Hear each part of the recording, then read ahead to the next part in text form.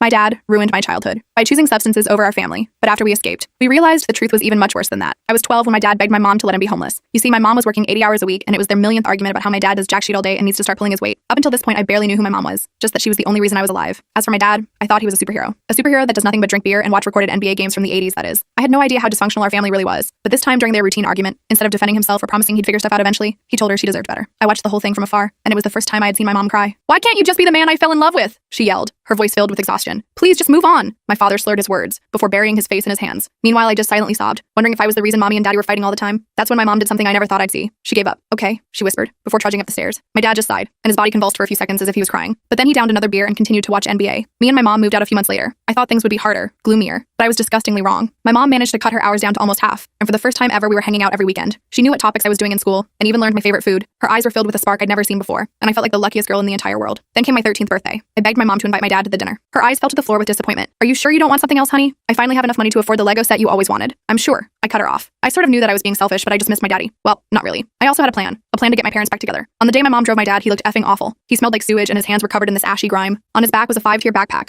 filled to the brim with what looked like trashy clothes. I didn't even want to hug him, and so when he arrived, he immediately showered. "Mom, you have to leave the house so I can decorate. It's a surprise," I convinced her. She smiled and said, "Okay, honey, whatever you say," before leaving the house. The second the door closed, I hatched my plan. My parents told me they had their first date in a diner on Valentine's Day, so I decorated every corner of the wall with the decorations I thought they'd have back then. Red hearts, streamers, the works. I then used my phone to have Uptown Girl playing, their favorite song to play on the old jukeboxes. I even made a stack of fluffy pancakes with extra maple syrup and a homemade Oreo milkshake, because that was their go-to order. I didn't even invite anyone else to come. So by the time I was done, I woke my dad up from his nap and called my mom to come home. They both entered the kitchen at around the same time. I expected cartoonish love hearts to fill my mom's eyes, for my dad to take my mom's waist and waltz around the kitchen, both falling in love all over again. But instead, my mom pinched the bridge of her nose. "Oh, brother," my dad muttered, before opening the fridge to look for a beer. "So are you guys getting back together now?" I yelled, my tone cheery and naive. They sat me down on the couch. "Honey, our separation was never because of anything you did, and I'm sorry that you ever thought that," my mom said. "But Mom, why can't we just be happy together? Listen to your mother," my dad interrupted, but I didn't. I didn't want to. Why should I listen to her? She made you homeless. Of course, looking back, I completely regret how I reacted. At the time, I was simply just saying the first thing that came into my 13-year-old mind, but instead of getting mad, my mom just smiled. "I'm sorry, honey, but let's enjoy your birthday." I was pretty stubborn on doing anything but enjoying it, and that's when she pulled out the Lego Creator Expert roller coaster set, aka my dream gift. Immediately, I was distracted and became immediately engrossed into building. Yes, I was later diagnosed with autism. So while my dad kicked his feet up on the table and tried to load up old NBA recordings, my mom helped me. It was like I hadn't even said anything before. She always gave me so much grace. We were an hour in when I noticed a weird smell coming from the living room. It was like vinegar and plastic. My mom went to check it out. I heard a scream. When I ran in, I saw my dad wide-eyed, like a deer caught in headlights. In his hand was what looked like a burnt spoon, and in the other was a loaded syringe. "Please leave me alone," he pleaded, and proceeded to shoot up the entire thing right in front of me. I felt like I'd been punched in the stomach. My friend's words echoed in my head all day. "My mom says your dad's dangerous." The worst part was, she wasn't wrong. That night, my mom got a call from her boss, Diane. I could only hear my mom's side of the conversation, but I could tell something was wrong by the way her shoulders tensed, muscles coiling like springs. "No, I understand. Yes, we're being careful. I appreciate your concern." When she hung up, she sat beside me on the couch where I was working on a new Lego architecture set, the Empire State Building half constructed between us. Diane offered to let us stay in her basement apartment for a while, my mom said, carefully connecting two pieces I was struggling with, her fingers steadier than mine. "She's worried about us." I looked up, abandoning the tiny gray bricks. "Are we going?" My mom's jaw tightened, a muscle twitching beneath her skin. "No, this is our home. I won't let him chase us out of our own house." She squeezed my shoulder, her grip firm and reassuring. "We'll be okay." But that night, I heard her moving furniture against the doors, the scrape of wood against wood keeping me awake until dawn. The next day at school, Miss Garcia noticed the dark circles under my eyes, purple half moons that told the story of my sleepless night. "Rough night?" she asked as I slumped into the chair across from her desk. I nodded, then pulled out my journal, the pages crinkled from being stuffed in my backpack. I'd filled 3 pages since our last session, documenting every strange car that drove by our house, every hang-up call that left nothing but breathing on our answering machine, every shadow I thought I saw moving outside my window in the darkness. "I'm scared," I admitted, my voice smaller than I wanted it to be. "But I'm also really angry. Why can't he just leave us alone?" Miss Garcia nodded, her silver earrings catching the fluorescent light. "Those are normal feelings, but I'm concerned about your safety. Have you and your mom thought about additional security measures?" That question sparked something in me, a tiny flame of determination. If my dad was watching us, maybe I could watch him back. I found my old phone that night, the one my mom had replaced last Christmas. Its screen slightly cracked but still functional. It still worked when plugged in, the battery too worn to hold a charge. I positioned it on my windowsill, hidden behind my curtain, and downloaded a motion detection app that would record whenever it sensed movement outside, the red light blinking like a tiny guardian. For the next week, I studied his patterns like a scientist observing a strange new species. Tuesday evenings, he'd park 3 houses down in a rusted blue sedan. Thursdays, he'd walk by around 8 p.m., sometimes stopping to stare at our house, his silhouette distorted by the streetlights. Sundays were unpredictable. Sometimes he wouldn't show at all. Other times he'd appear multiple times, pacing the sidewalk across the street like a caged animal. I collected footage of him muttering to himself,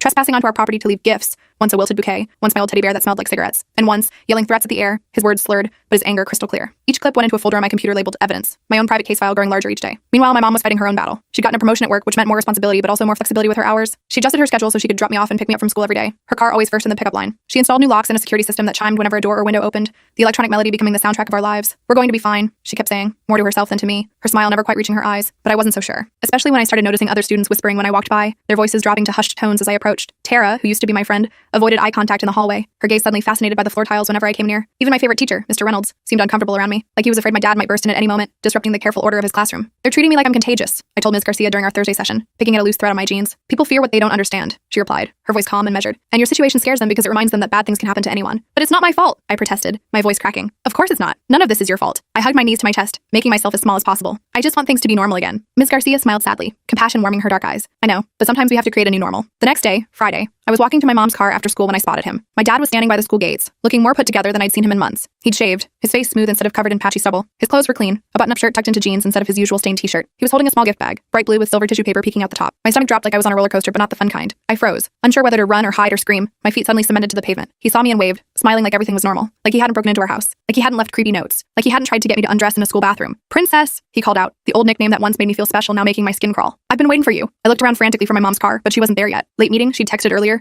the words now flashing in my mind like a warning. My dad approached, and I backed away, clutching my backpack strap so tightly my knuckles turned white, the fabric cutting into my palms. Stay away from me, I said, my voice shaking like autumn leaves. Don't be like that, he said, his smile faltering, revealing something darker underneath. I brought you something. He held out the gift bag, dangling it like bait. I don't want it. His expression darkened, storm clouds gathering in his eyes. After everything I've done for you, this is how you treat me? You haven't done anything for me. The words burst out before I could stop them, hot and angry. You made mom work until she could barely stand. You chose substances over us. His face contorted with rage, transforming from the father I once knew into something monstrous. He lunged forward, grabbing my arm with one hand while the other reached for my chest, his fingers like claws. You ungrateful little— I dropped my backpack and screamed as loud as I could. Not words, just pure primal terror that tore from my throat. His hand clamped over my mouth, but I bit down hard, tasting the salt of his skin. He yelped and let go. I kept screaming, the sound echoing across the schoolyard. People turned to look, conversation stopping mid-sentence. A staff member, Mr. Kovac, the PE teacher with his clipboard and whistle, came running from the school building, his footsteps pounding the pavement. Hey! He shouted, his voice booming across the space between us. My dad released me and backed away, hands up in mock surrender, suddenly all innocence and confusion. Just talking to my daughter, he said, his voice suddenly calm and reasonable, a mask sliding perfectly into place. Family matter. Mr. Kovac put himself between us, his broad shoulders creating a human shield. You need to leave school property now, sir. My dad's eyes narrowed, but he backed away, each step reluctant. This isn't over, he said to me, quiet enough that only I could hear, the words slithering into my ear. Then he walked away, disappearing around the corner like a bad dream. My mom arrived 5 minutes later to find me sitting in the school office, shaking, while Mr. Kovac and the principal explained what happened, their voices low and serious. She hugged me so tight I could barely breathe, the familiar scent of her perfume momentarily drowning out my fear. That's it, she said, her voice steel and determination. We're getting a permanent restraining order. That night I couldn't sleep. Every noise made me jump, the house settling, the refrigerator humming, the wind in the trees outside my window. Every shadow seemed threatening, reaching for me with dark fingers. I kept thinking about what my dad had said. This isn't over. He was right. It wasn't over. But maybe I could help end it. I stayed up until 3 a.m., my eyes burning from staring at my computer screen, compiling all my evidence. The photos, grainy but unmistakable. The videos, shaky but clear enough. The journal entries, my handwriting growing more frantic with each page. I put everything together in a video presentation titled, He Says He Loves Me. I added text explaining each incident, dates, times, locations, creating a timeline of terror. I showed the progression, how he went from watching from a distance to leaving notes to trying to touch me inappropriately, each step more invasive than the last. The next morning, bleary-eyed but determined, I showed it to my mom. She watched the whole thing without speaking, her coffee growing cold beside her. When it ended, she pulled me into a hug and held me for a long time, her heartbeat steady against my ear. I'm so sorry, she whispered, her voice thick with emotion. I had no idea it was this extensive, this calculated. It's not your fault, I said, echoing what everyone had been telling me, finally starting to believe it myself. What do you want to do with this? She asked, gesturing to my laptop, the evidence of our nightmare glowing on the screen. I want people to know the truth. With Ms. Garcia's help, I wrote a letter to accompany the video, choosing my words carefully to explain the pattern of stalking and harassment that had become our daily reality. We sent it to my school counselor, my mom's HR department because my dad had called there once pretending to be my stepdad trying to get her schedule and a local shelter for families escaping abuse that Ms. Garcia recommended. Their contact information written in her neat handwriting. The response was immediate and overwhelming. The shelter referred us to a free legal clinic that specialized in cases like ours, understanding the unique dangers of our situation. A lawyer named Lawrence met with us the same day, his office cluttered but welcoming, reviewing my evidence with a grim expression that grew darker with each photo and video. This is extremely concerning behavior, he said, removing his glasses to rub the bridge of his nose. We need to file for a permanent no-contact order immediately and ensure he can't come near your property. Will it work? My mom asked, her hand finding mine across the desk. Lawrence was honest, his eyes meeting ours directly. It depends. But this evidence is compelling, especially the pattern of escalation you've documented. The court will take this seriously. A week later, my dad was served with the papers, the sheriff delivering them to the motel where he'd been staying. I thought I'd feel relieved, but instead, I felt terrified, imagining his rage when he read the legal language barring him from our lives. What would he do now? I didn't have to wait long to find out. He started posting on social media, calling me a spoiled brat who turned her back on blood. He claimed my mom had brainwashed me, poisoning me against him. He even created a fake profile pretending to be me, posting awful things about my mom, the words so unlike anything I would say. But something unexpected happened too. My video had quietly made its way through the school, not in a viral everyone watching it at lunch way, but in a whispered, have you seen this way, passing from teacher to counselor to parent to student. Teachers who had seen it started checking in on me more, their questions casual but their eyes watchful. Tara approached me in the hallway one Tuesday morning, her backpack clutched to her chest like armor. I'm sorry, she said, the words tumbling out quickly. My parents wouldn't let me hang out with you because they were scared of your dad, but I saw your video. That really sucks. Yeah, I said, not knowing what else to say. The understatement of the century hanging between us. Do you want to sit with us at lunch? She offered. A small olive branch extended across the chasm that had formed between us. Small gestures like that helped, creating tiny islands of normalcy in my sea of chaos. But I still jumped at every sound, the slam of a locker making my heart race. Still checked my window a dozen times before bed, making sure the latch was secure. Still woke up from nightmares where my dad was standing over me, his eyes empty and his hands reaching. The final confrontation happened 3 weeks after the restraining order was filed. I was walking to my mom's car after school, our new normal, when I spotted him in the school parking lot. He was pacing, muttering to himself, occasionally taking swigs from a paper bag-covered bottle, his movements jerky and unpredictable. I froze, my heart pounding so hard I could feel it in my fingertips. But this time, I wasn't alone. The school security guard, Mr. Williams, who had been briefed about my situation thanks to the video, noticed him too, his his radio already in hand. Go back inside, Mr. Williams told me firmly, his voice leaving no room for argument. Now. I ran back to the school entrance while Mr. Williams approached my dad, his stance cautious but determined. I couldn't hear what they were saying, but I could see my dad getting increasingly agitated, waving his arms, pointing toward the school, his face reddening with each passing second. The security guard spoke into his radio, the black device pressed to his lips. Within minutes, 2 police cars pulled into the lot, lights flashing but sirens silent. I watched from the school doors as they talked to my dad, their postures tense but professional. He kept trying to walk away, but they blocked his path, forming a human barrier between him and the school. Finally, one officer took his arm and led him to the police car, my dad's resistance melting into defeated compliance. They searched his backpack and pulled out the bottle, a kitchen knife with a worn wooden handle and what looked like an old photograph, its edges curled with age. My dad looked toward the school, his eyes scanning until they found me watching from the doorway, a small figure behind glass. For a moment, our eyes locked across the distance. I expected to see hatred or anger, but instead I saw something worse. Nothing. His eyes were empty, like he was looking through me rather than at me, as if I were already a ghost in his memory. They put him in the back of the police car and drove away, the red and blue lights fading into the distance. My mom picked me up 30 minutes later. The principal had called her, and she'd left work immediately, her hair still in the neat bun she wore for important meetings. She looked exhausted but relieved, the contradiction written in the lines around her eyes. They're holding him for violating the restraining order, she explained as we drove home, her knuckles white on the steering wheel. They found alcohol and a weapon. It's serious this time. I nodded, staring out the window at the familiar streets passing by, houses where normal families lived normal lives. I should have felt victorious. This was what we wanted. Him gone, us safe. But I just felt hollow, emptied out like a pumpkin after Halloween. When we got home, my mom didn't say anything about what happened. She just handed me a slice of leftover birthday cake, the one we'd bought to replace the disastrous pancake dinner, and sat beside me while I worked on my newest Lego set, a space shuttle this time with tiny astronaut figures. We built in silence. No music, no TV, just the satisfying click of bricks fitting together and the sound of peace finally settling around us like a blanket. Mom? I said after a while, connecting the shuttle's wing. She responded, sorting through the smaller pieces. Is he ever coming back? She put down the instruction manual and looked at me directly, her eyes clear and certain. No, honey, he's not. Good, I said, and meant it, the word small but definitive. That night, I slept through the night for the first time in months, no dreams disturbing my rest. In the morning, I deleted the folder labeled evidence from my computer, watching the progress bar as it erased my digital archive of fear. I didn't need it anymore. At school, things slowly shifted. I wasn't the girl with the dangerous dad anymore. I was just me, the quiet kid who liked Lego and struggled with group projects and sometimes said the wrong thing because social cues were hard to read through the static of my thoughts. Ms. Garcia helped me understand that my autism wasn't the reason my dad became who he was. It wasn't the reason my parents fought. It wasn't the reason for any of it. Your brain works differently, she explained during one of our sessions, her office a safe harbor in my week. That's not good or bad. It's just you. And you deserve to be loved exactly as you are. 2 months after my dad was arrested, my mom and I started a new tradition. Every Sunday, we'd build something together. Sometimes Lego, sometimes a puzzle, sometimes a craft project from the kits that had started appearing in our house. We'd talk about our week, about school, about work, never about him. One Sunday, as we were putting the finishing touches on a Lego skyline of New York City, the tiny plastic buildings creating a miniature Manhattan on our coffee table, my mom asked, "Are you happy?" I thought about it. The question bigger than it seemed. Was I happy? I still had nightmares sometimes, waking with his name caught in my throat, still flinched at unexpected noises, my body remembering fear before my mind could process safety. Still missed the idea of what a father should be, the bedtime stories and piggyback rides and dad jokes that existed only in my imagination now. But I also had a mom who loved me enough to fight for me, her strength revealed in crisis. I had a therapist who helped me understand myself better, my autism a different operating system, not a flaw. I had friends who were slowly coming back into my life, bridges being carefully rebuilt. I had a home that felt safe again, the furniture no longer barricading the doors. I'm getting there, I answered honestly, placing a tiny tree in Central Park. She smiled and handed me the final piece, the tiny Statue of Liberty that completed the set, its green patina perfectly rendered in plastic. Me too, she said, our fingers touching as I took the piece. The next morning, I woke up to the sound of my mom making breakfast. Not pancakes. We'd both silently agreed those were off the menu for a while, but French toast with cinnamon, the sweet smell winding its way under my door. The smell pulled me out of bed and into the kitchen, my feet cold against the tile floor. Morning, sleepyhead, she said, sliding a plate toward me, the toast golden brown and dusted with powdered sugar. I've got some news. My stomach tightened, muscles contracting with instinctive dread. In my experience, news usually meant something bad was lurking around the corner. Your dad's court date is set for next month, she said, sitting across from me, her own plate untouched. The prosecutor called yesterday. I pushed my French toast around the plate, creating sugary trails. Do I have to go? No, honey. You don't have to see him ever again if you don't want to. Relief washed over me like a warm shower. Muscles I didn't know were tense finally relaxing. I took a bite of food, suddenly hungry, the sweetness exploding on my tongue. But my mom continued, watching me carefully. They might need your video as evidence. Would that be okay? I nodded, swallowing. Will he go to jail? I don't know, but he'll get help, one way or another. I wasn't sure if I cared anymore whether he got help. Part of me, a small, mean part I didn't like to acknowledge,